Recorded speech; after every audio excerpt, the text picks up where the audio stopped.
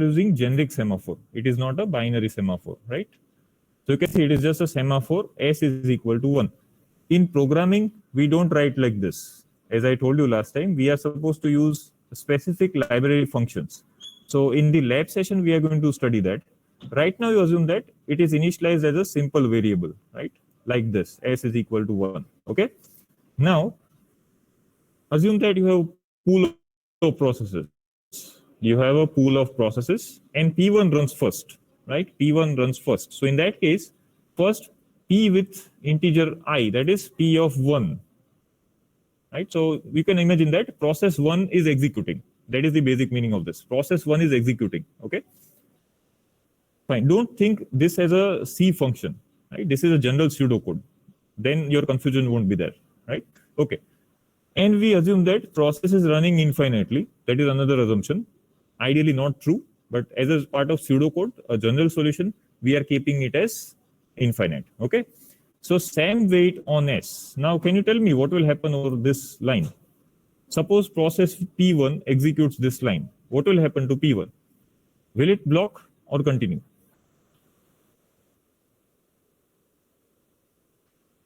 Write your answers in chat. It will continue, right? Why? Because current value of semaphore is 1. As per the pseudocode, you know, the value decrements, right? So 1 becomes 0. It is not less than 0. That means it can continue, okay? So the first process that executes this code will be able to enter its critical section. Yes or no? Let it be P1, P5, P10, anything, right?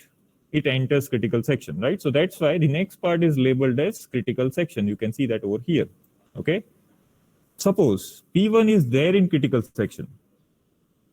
Let us understand another scenario. P1 is there in critical section and P2 uses this function, or P2 wants to enter critical section. So again, which line it will execute? P2. This is a general structure or skeleton of all the functions, all the processes, right? So that means the first line, definitely, right? SAM wait on S, okay? What is the current value of S? Current value of S, it is 0. General, I think you mistyped that, fine. So that means P2 will block because 0 will become -1. Remember, this is generic semaphore, okay? So 0 can go to -1. It won't stay 0. If it was already 0 in case of binary semaphore, then what will happen? If 1 was decremented to 0 in case of binary semaphore, it will stay 0, isn't it? Why? Because it is the second process. Remember? Right? It is the second process. Suppose P1 called this function first. So then P1 will make 1 to 0 in case of binary semaphore, okay? And it will enter critical section, okay? Now P2 also wants to enter. It will find the value as 0, okay? Now the value cannot decrement further, but what will happen? That process will be added to the semaphore queue. Remember that queue structure of semaphore, which is maintaining the block processes, right? Okay, so that is what is the essence. Okay, I'll take you back to that slide if you don't remember. We have that semaphore queue, right? S dot queue, right? Every semaphore has a queue, okay? That maintains the block queues, okay? So it's a very simple solution, okay? And then P2, P3 and so on cannot enter the critical sections, right? So when P1 comes out of critical section, it will do SAM signal. And as we all know, what is the code of SAM signal? Increment the semaphore value, right? So semaphore value, suppose the semaphore value was -1, right? Because P2 was waiting, okay? So -1 will become what? 0, right? And can now P2 enter critical section? Remember SAM waits code?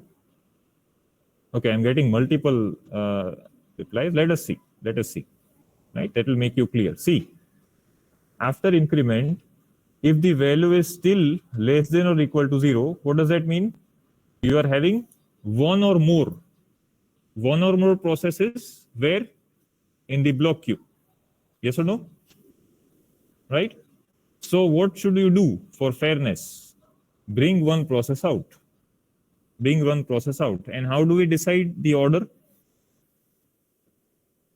Yes? How do we decide the order? If it is strong semaphore, it is first come, first serve. Right? If it is weak semaphore, it depends upon the policy that you are currently having. Right? But ideally, we should opt for strong semaphore. And whatever programming we are going to see will be on strong semaphores only. So clear with this same weight, same signal mechanism? Yes? Okay, what if this line is commented, right? Same weight line gets commented. Oh, sorry, same signal line gets commented. What will happen? This line gets commented. Think about that scenario. You will not come out of critical section, right?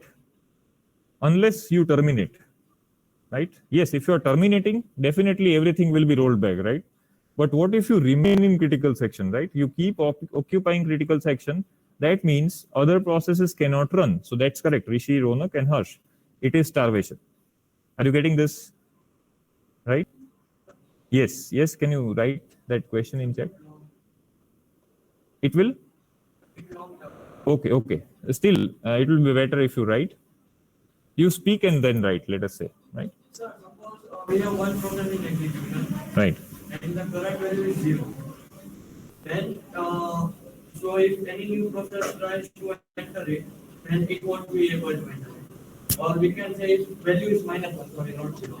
Then once the execution is completed of one process in critical section, then it will leave and it will send the same signal and it will become 0.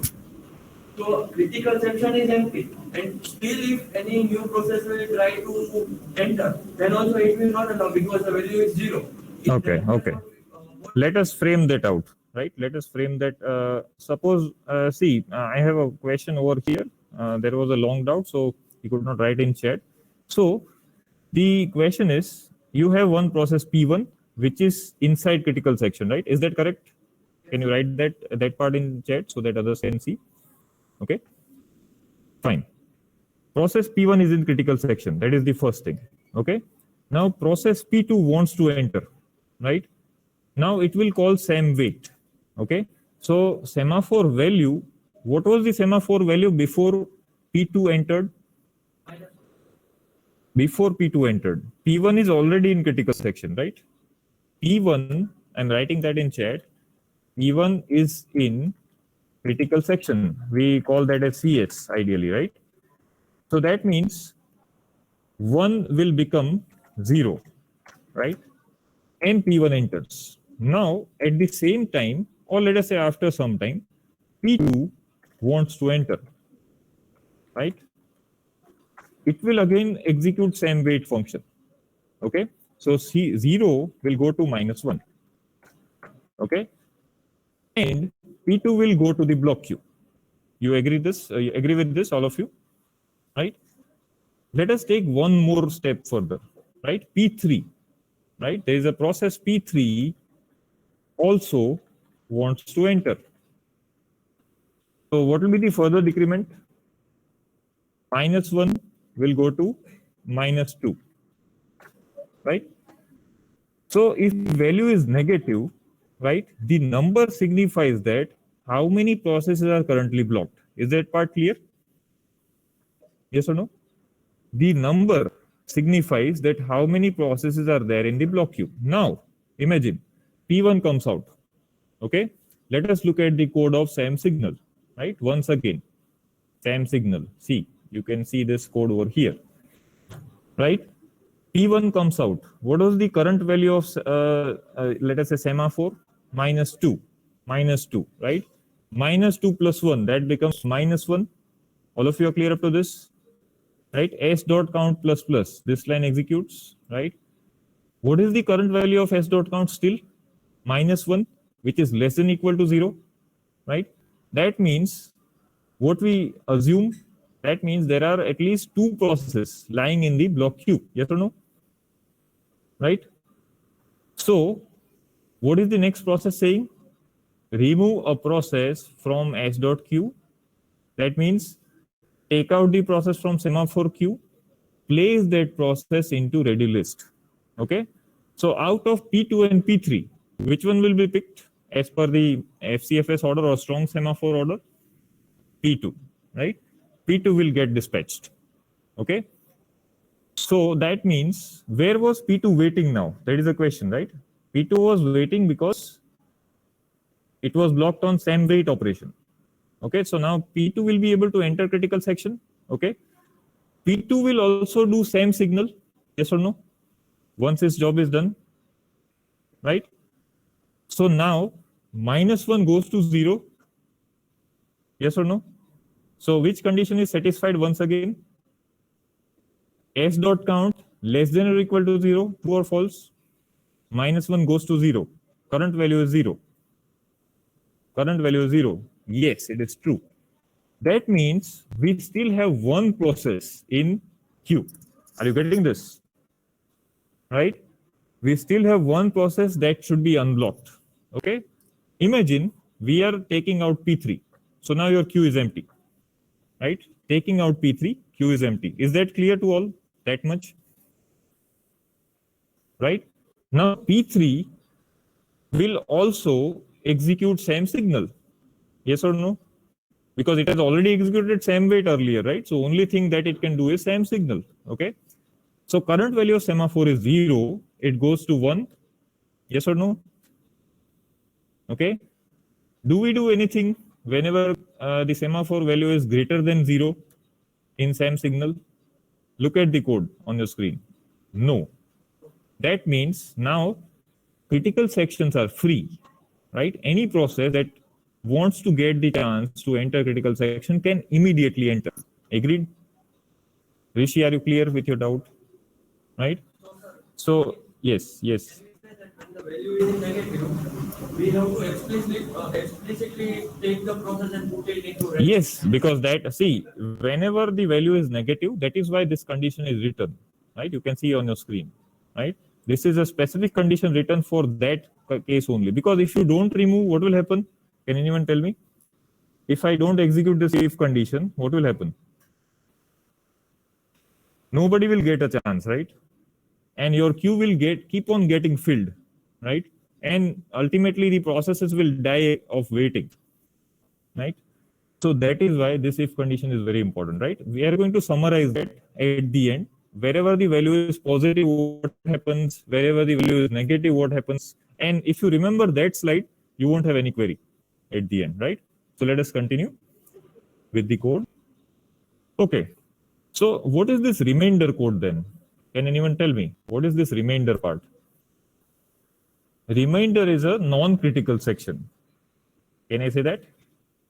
Remainder is a non-critical section, right? So it is the part of the code where we are neither sharing a global variable, neither we are sharing a common data structure, right? So nothing is going to be common, right? So basically, can I say that remainder section of all the processes can be even executed concurrently if concurrent execution is supported?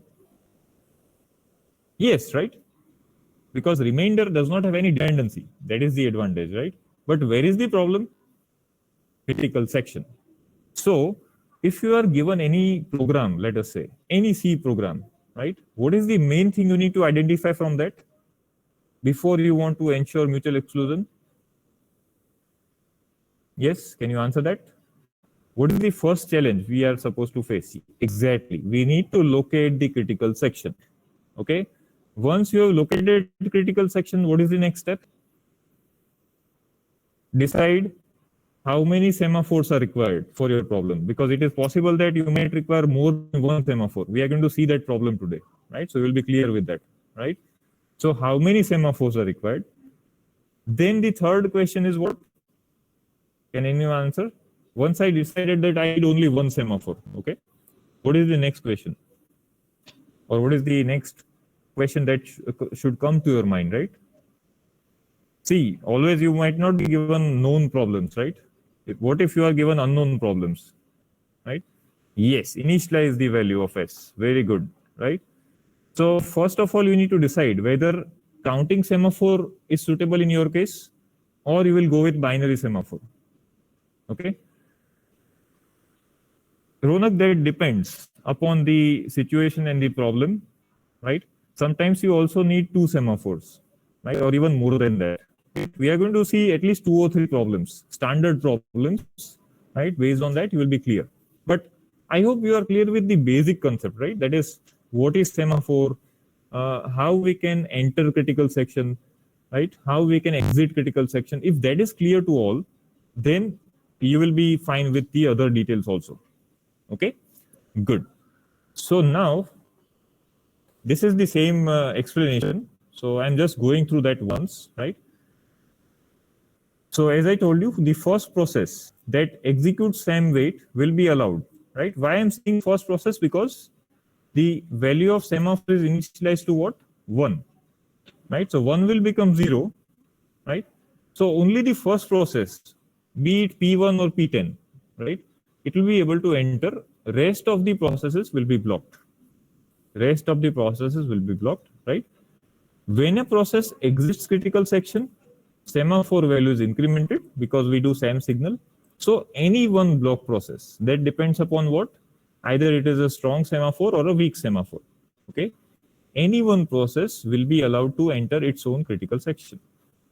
Now, the question is this: can the same solution work for multiple critical sections? What do you think? So this you need to think and answer in the next class. This is an exercise or assignment, right? Think about such a code where, see, over here I'm having one critical section. If I copy and paste this code and if I put it over here, right? That is just before the while loop ends, right? I'm shifting the while bracket over here, right? So what will happen in that case? Will the same solution work? That we'll see next time, right? That means you need to answer that next time. Okay. So that's an assignment question for you. Fine. Okay. Now this is the summary slide. Please focus on this slide now. If semaphore value is positive, what we know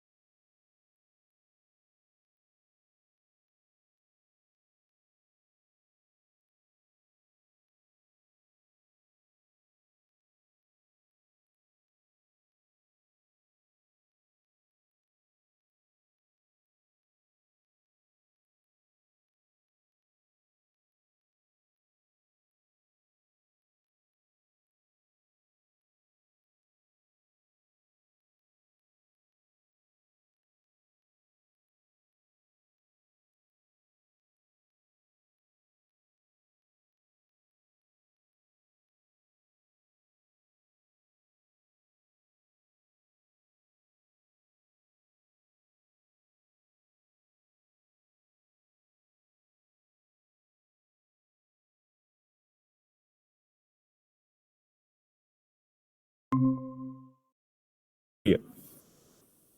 When semaphore is 0, what does that interpret as?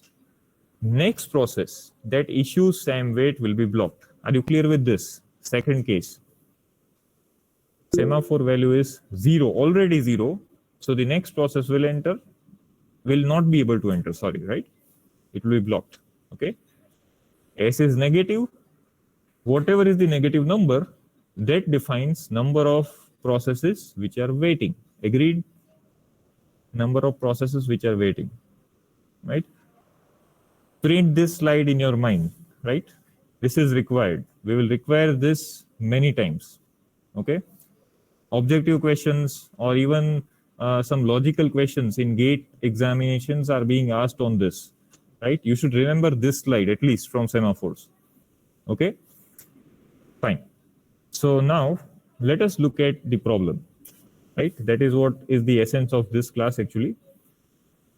Producer consumer problem, right? So you have a shared buffer and assume that we are having two processes, right? There is a shared buffer and we are having two processes, right? One process is known as a producer. The other process is known as a consumer. Okay. Producer's task is to generate a new item and place that in the buffer, right? Producer's task is to generate a new item and place that in buffer, okay? Consumer's task is to take out that item and consume it. Take out that item and consume. That means once a consumer runs, right, that item will be exhausted. Are you clear with this much framework? That's why the name is producer and consumer, right? One is putting the item, the other is taking out the item, right? That is the process. Yes, Urjit, I'll repeat. Producer is going to generate a new data item. Let us say it is generating integers, right? So first it will generate 1, okay? Then if consumer gets a chance, it will take out 1 from the list or queue or whatever data structure we are using, right? And then again the list will be empty. Are you following this, Urjit? Right? So we have two processes. Now we are not going to control the dispatch order. That is again, all of us know, right? Because what that depends upon, which process will run first, either producer or consumer, what that depends upon. Go back to your first sessional concept, dispatcher, or your scheduling algorithm, right? We are not going to control that. We will just create two processes, we'll keep a shared buffer, and then we'll see what problems arise, okay? So let us now go into this slide. I've given you the brief. Suppose we are having one or more producer. Let us say it is n cross 1 combination. N producers, 1 consumer, right? It can also be n producers, m consumer, 1 producer, 1 consumer, right? This cases can be generalized or it can be specialized, okay? Solution almost will remain same, okay? Fine. So what they are doing? Generating the data and placing them in the buffer, okay? Let us say we have n cross 1 model. So single consumer takes out the item, right? And it will consume the item, okay? Now, as it is a shared buffer, can I say it is again the shared variable problem or shared memory problem? Yes or no? So do we need mutual exclusion in this situation?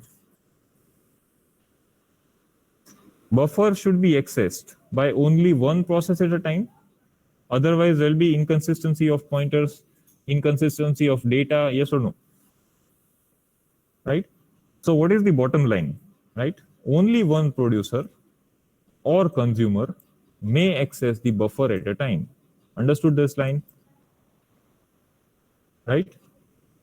So we require mutual exclusion in this case, right? Because when we say only one, that means it is mutual exclusion, right? When we say only one term, that means it is mutual exclusion, right? What are the other issues, right? Except mutual exclusion. Suppose the buffer is full. Suppose the buffer is full. Can the producer continue its job? Obviously not, right? Buffer is full. So you can't add into the full buffer. You can't add into the full buffer. So what I need to check? Yes, it is buffer overflow. Perfect, Rishi, right? Before we enter into critical section, we need to check whether the buffer is full. If buffer is full, what should I do to the producer process? Now think from process perspective. It has to be blocked. Exactly. It has to be blocked. Or in other words, you will have to call same wait. Exactly. Very good. Right? Next, what is the blocking condition for the consumer? Suppose you have two processes, right? One is producer, another is consumer. Okay. And currently buffer is empty. Yes, that is underflow, right? Buffer is empty. So in this situation, suppose your dispatcher runs the consumer first. Suppose the dispatcher runs the consumer first. It cannot continue because buffer is empty, right?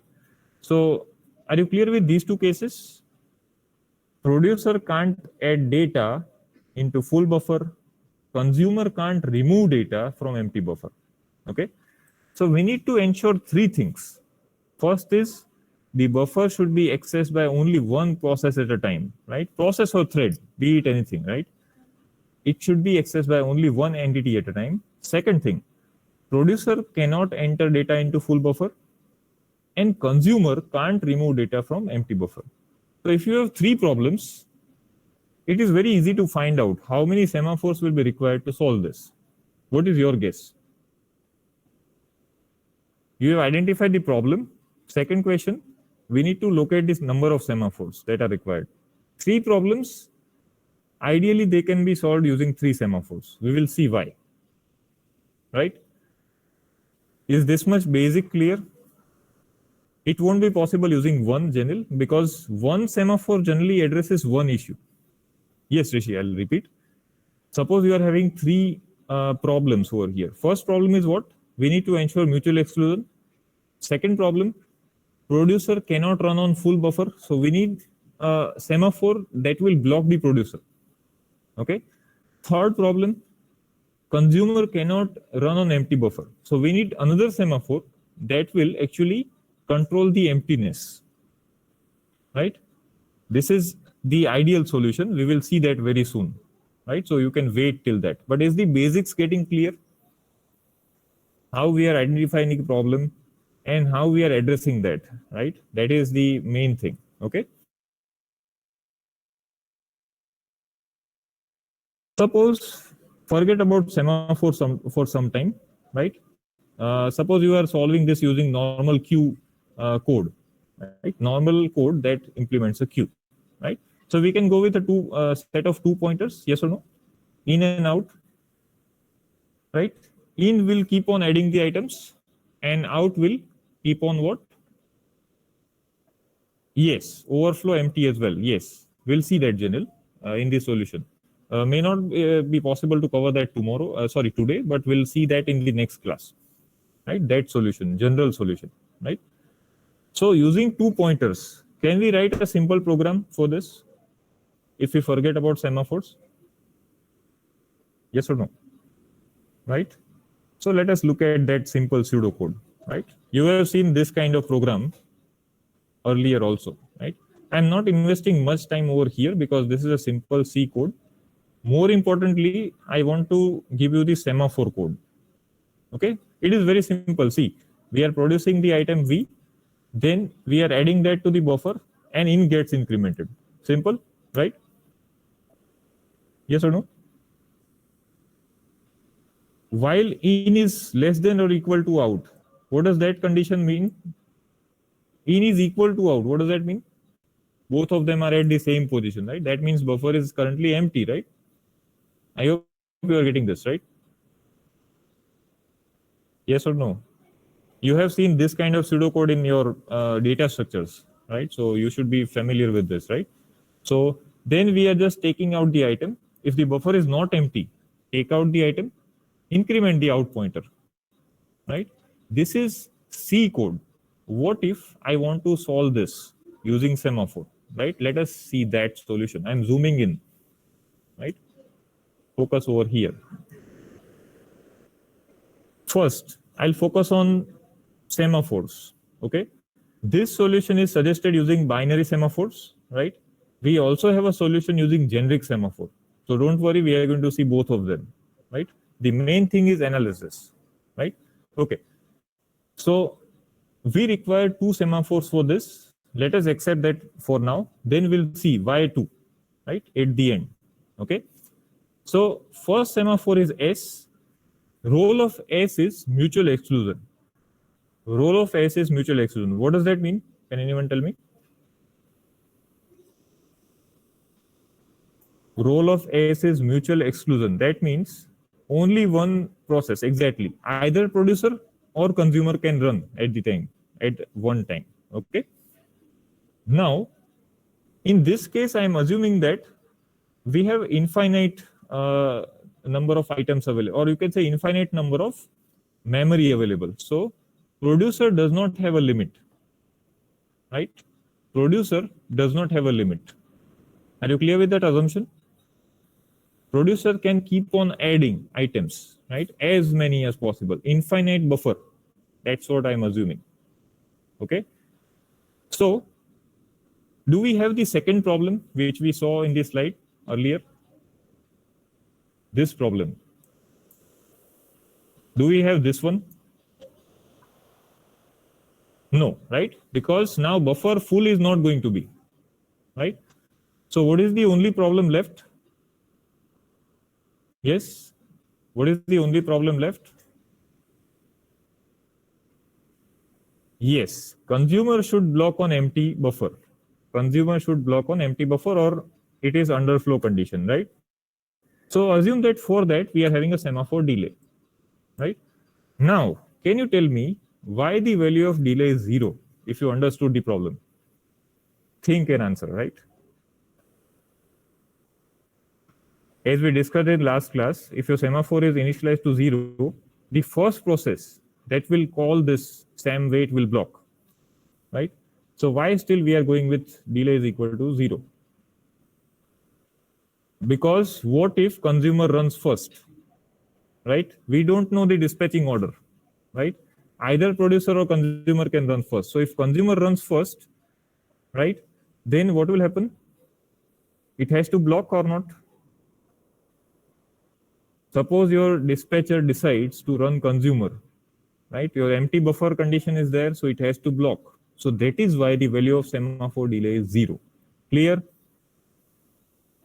We have answered two questions, right? The first is what are the semaphores? Second, initial values. Okay, let us jump into the solution now, right? Okay, so first line is produce, right? Produce means you are generating some item, right? That is not a critical section, right? That is not a critical section. You are generating some random number. That's it, right? Then we are doing SAM wait B on S, right? So suppose producer is running first. I'm taking that scenario. Producer is running first. Will producer be able to enter critical section? Current value of semaphore is 1, so it will be able to enter. That's true, right? So inside this critical section, what it is doing, it is appending the item to the buffer and it is incrementing the number of items. It is incrementing the number of items. It is doing two tasks. First is append, second is increment. Clear with this much? Yes? Okay. Now, if n is equal to 1, then SAM signal B of delay. What does this mean? Can you tell me? If this is the first item to be added, we have to signal the consumer which was blocked. Exactly. So why the consumer would have blocked?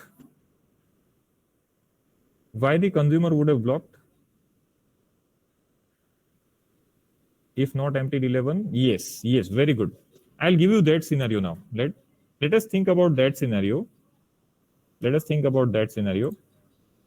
Consumer runs first, right? Now let us go back to the consumer part. Okay, if consumer runs first, this line will be executed. Yes or no? SAM wait delay, right? Consumer would block. Okay. Now, can consumer do anything further? No, right? Now, what is the other process we are having in the ready queue? Producer, exactly. So now, producer will execute these three lines: produce, SAM wait B, append, n++. Yes or no? Up to this, fine. Up to n++. And see, now what will happen? If n is equal to 1, is that 1? If it is the first item? Yes, right? Because producer is running for the first time, right? What will happen now? Can you tell me? Delay is what currently? What is the current value of delay? 0. Very good. It goes to 1. That's correct, right? And then producer is coming out of critical section. Right? SAM signal B of S, right? Now, can the block consumer run once producer is out of critical section?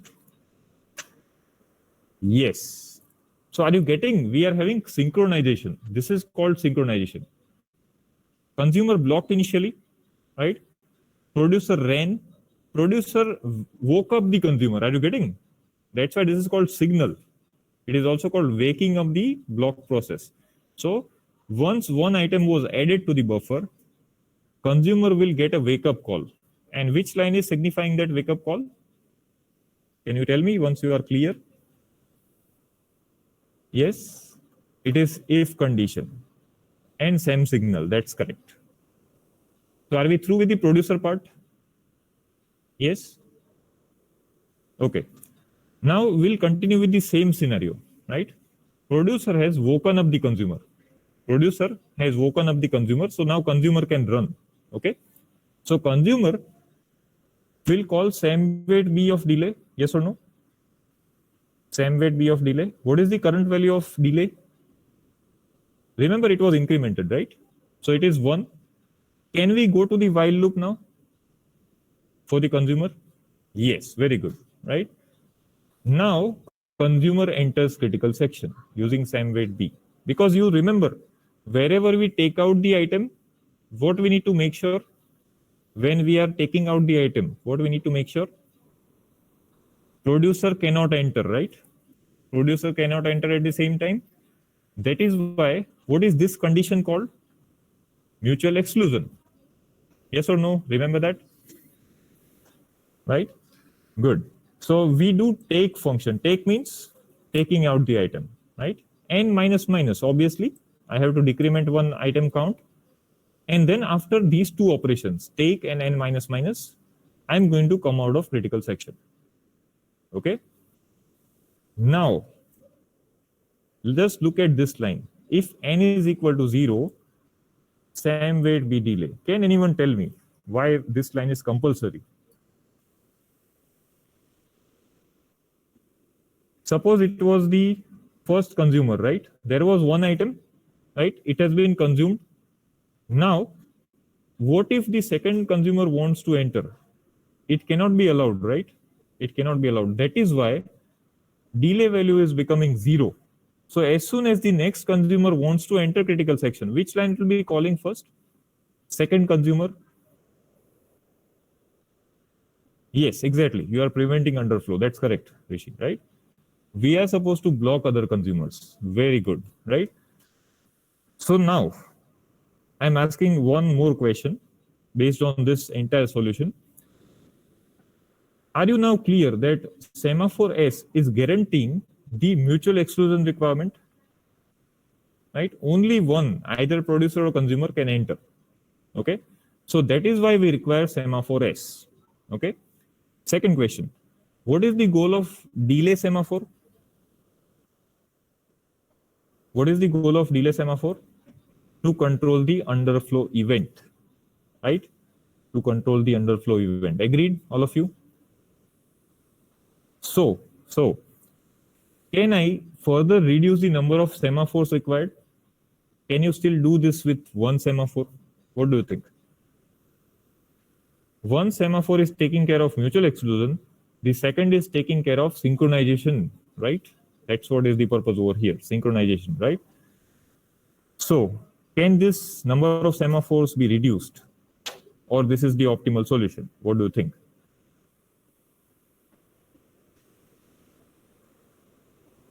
Okay, if you think you can reduce, try to think of an algorithm, right?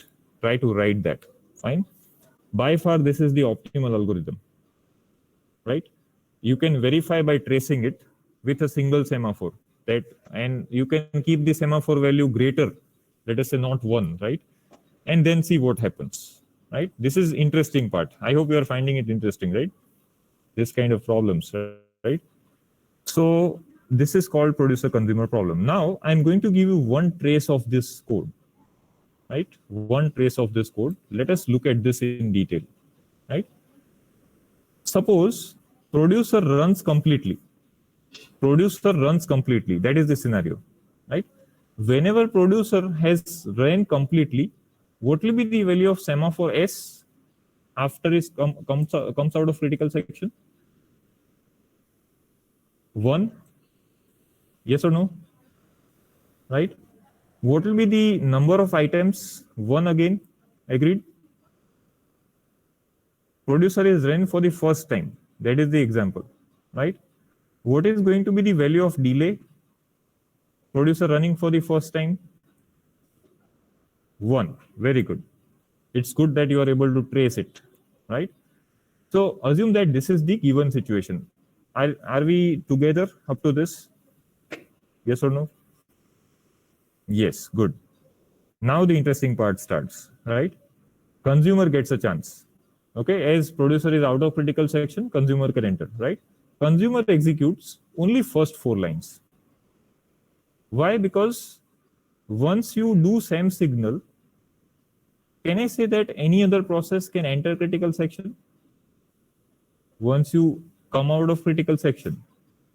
Yes, right? So there is actually a flaw with this solution, which we have seen in last slide. There is a major flaw. That is what I'm going to target now. Okay. So let us execute this line by line. Same weight B of delay. Delay will become 0, right? You can see that over here. So that means consumer can enter critical section or not. If delay was 1, it is becoming 0, so it can enter, right? Next, we are doing same weight B of S. That means I'm entering critical section. Am I going to be allowed? Yes or no? Semaphore value was 1, it becomes 0, so I can enter critical section. Okay. Now I'm taking out the item, n minus minus, so everything becomes 0, right? And then I'm coming out of the critical section. So semaphore S becomes 1. Clear up to this? Now, what if producer gets the chance at this point? Will it be allowed? That is the first question. Semaphore value is 1. So yes, it can be allowed. Agreed, all of you? Right. So now let us trace it once again, the producer part. What will happen now? Same weight B of S. So S will become 0, right? N plus plus. N will become 1, right? N becomes 1. If N is equal to 1, is that true or false? It is true again, right? So delay becomes what? Delay becomes 1, right? And then you come out of critical section, same signal B. That means producer runs completely, right? Producer runs completely. That is the situation. So we are having 1, 1, 1, right? We are having 1, 1, 1. Now, consumer can execute the remaining line because now producer is out of critical section. Yes or no? So where the program counter was stuck at the if condition. I hope you remember that. Yes. So is n is equal to 0? No. Right? Ideally, if producer did not run at this point, what will happen to this consumer process if this line executed over here after same signal? What would have happened to the consumer process? It would have blocked. Why? Because at that point n was 0. But now see what is happening. After item being added, we are checking the condition. So the condition is becoming false. Are you getting the flow in the logic? Yes or no? Yes, I'll repeat, Rishi. See, if consumer ran completely, where this condition would have been checked over here? Yes or no, Rishi? Right? So what was the value of n at that point? N was 0. So consumer would have blocked and that would have been correct. Yes or no? But over here, what is happening? This line is not in critical section. This condition is not in critical section. So it can run at any point of time. Yes or no? That is why there is a problem. Right? So see what is happening now. Let us trace this further. Right? It is going to be interesting, right? N is equal to 0, same weight B of delay. So now what will happen? This condition is false. So will delay change? No, delay won't change, right? So same weight B on S. Will this call be successful? Can I enter critical section? Yes, right? Yes, right? So N minus minus. Okay. Remember, this line which we executed was from previous consumer. Are you getting this? This was from previous consumer. Now a new consumer actually starts. Are you following this? Right? Because this is the start of your new consumer, right? Same weight B and N minus minus and all those, right? So N minus minus, N will become 0, right? Same signal B of S, semaphore value will become 1 again, right? Now, see what happens. If N is equal to 0, yes or no, at this point? Yes, it is yes, right? So that means, what will happen to the consumer ideally? Sorry, I skipped that slide. Yes, it should block, right? So is N equal to 0? That is true condition, right? So delay semaphore's value becomes 0. Delay semaphore's value becomes 0. Yes or no? I hope you can see the highlighting. Yes, right? Okay. Now the code will continue, right? Code will continue. Okay. So same way it be, so that means third consumer actually, right? Assume that we are having one more consumer running, right? So see what is going to happen. Same way it be S. Is this call going to be successful? What is the semaphore value? See, look at the previous value. S value is 1. So can it enter critical section? Yes. I hope those who have written no can understand, right? Okay. Now, N minus minus. So what will happen? Can you see the significance of this -1 term? Why this is happening?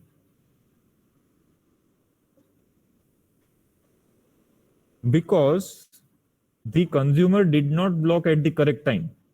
Because your first consumer did not block at the correct time and the other consumers keep on running. What will happen to your buffer? Actually, that if that first consumer got blocked, right, everything would have been fine, right? But as that first did not block, right, and it just does S is equal to 1, S is equal to 0, S is equal to 1, S is equal to 0, right? Due to that, you're actually taking out the item which is not existing. Are you able to understand this? Yes?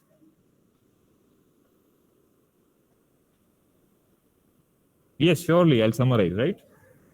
See, basically, when delay is 1, consumer can continue running. Priyank, when delay is 1, consumer can continue running, right? But when delay is already 0, the consumer should not continue. That is the purpose of delay semaphore, right? But what is the point over here? This line, right? This line, that is if N is equal to 0, same way it be delay, is out of your critical section. That is why the problem is occurring, right? Okay. We should update delay, then exit CS. Yes, that is one solution, Janil. But I won't say it is an optimal solution, right? Why so? I'll discuss that in detail. Don't worry. Fine. So are you clear with the problem that is occurring at least?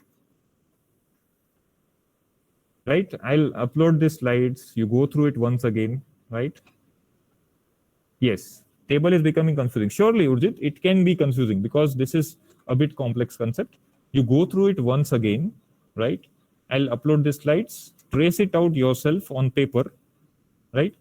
And then let me know in next class, right? Will that be fine? Yes. Okay. So this order of execution is going to create a problem, right? So what is the solution, right?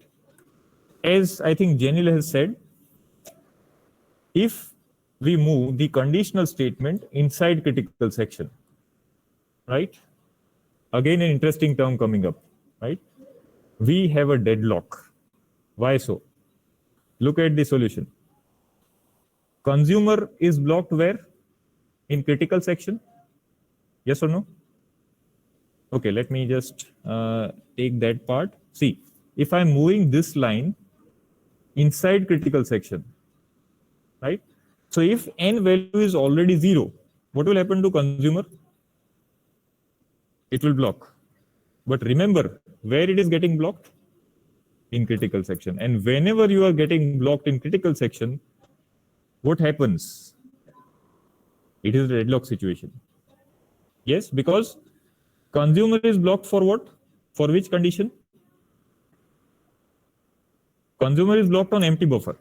That means consumer can become unblocked on which situation? When at least one item inserted. Yes or no? When at least one item inserted. Okay. Now who can insert that item? Producer. I'm just repeating the same statement. Consumer is blocked inside critical section because now there is no more item. Okay. So producer can run or not? That is going to be my next question. If you are blocked inside critical section, obviously not. Obviously not. Why? Because if you are occupying critical section, right, no one else can enter. Is it deadlock situation? So before I end, I want two answers, right? Consumer will become unblocked when? First question. Consumer will become unblocked when? When at least one item gets added. So consumer is waiting for producer to add item. That is a dependency. Okay. Producer is waiting for what? Producer is waiting for consumer coming out of critical section. Producer is waiting for the consumer coming out of critical section. Is any of these two events going to occur?